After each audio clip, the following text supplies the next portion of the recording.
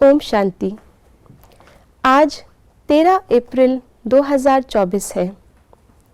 कल बाबा ने संपूर्णता समीपता की बात कही और आज बाबा हमें गुण बता रहे हैं समानता का।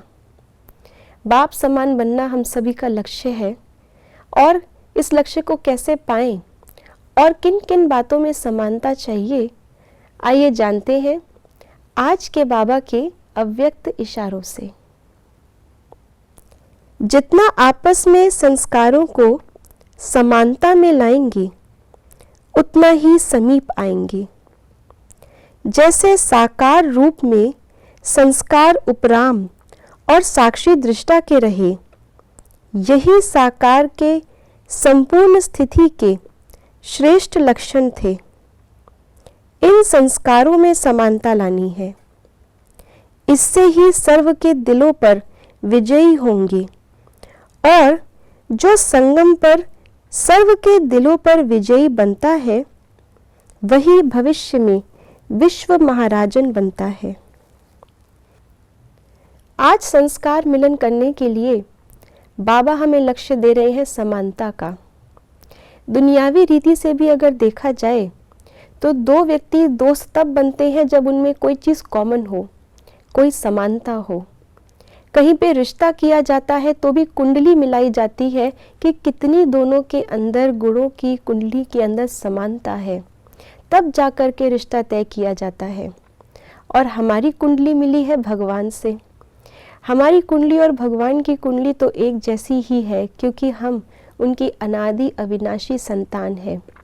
कल्प पहले वाले वही बच्चे जो बाप समान थे, लेकिन चक्र में आने के कारण से हमारी वो समानता और समीपता दूरी में बदल गई, अज्ञानता में बदल गई और हम आज तमो प्रधान हो गए थे। फिर से बाबा ने हमें वही समानता की स्मृति याद दिलाई है और समानता की स्मृति से फिर से हम समान बनते जा रहे हैं।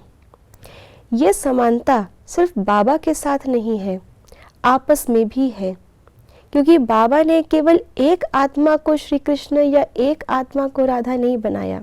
सिर्फ लक्ष्मी नारायण को बाबा ने संपूर्ण नहीं बनाया, लेकिन बाबा कहते हैं पूरी राजधानी ही ऐसी थी। अर्थात हमें ये निश्चय होना चाहिए कि जितनी भी इस समय पर ब्राह्मण आत्माएं हम देख रहे हैं, सारी बाप समान बनकर के जाएंगी।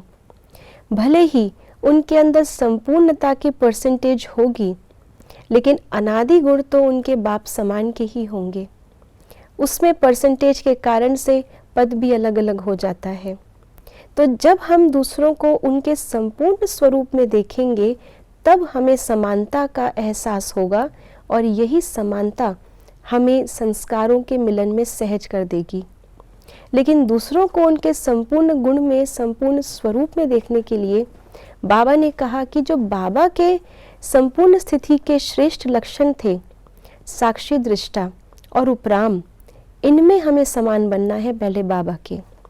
जितना जितना उपराम रहेंगे उतना उतना अपने देह अभिमान से भी उपराम रहेंगे और इस जगत की छोटी मोटी बातों से भी उपराम रहेंगे और इस उपरामता से ही साक्षी हो पाएंगे और दूसरों के वर्तमान को नहीं, लेकिन उनके आदि और उनके भविष्य को देख करके, उनके संपूर्ण स्वरूप को देखकर समानता का अनुभव कर पाएंगे। ओम शांति।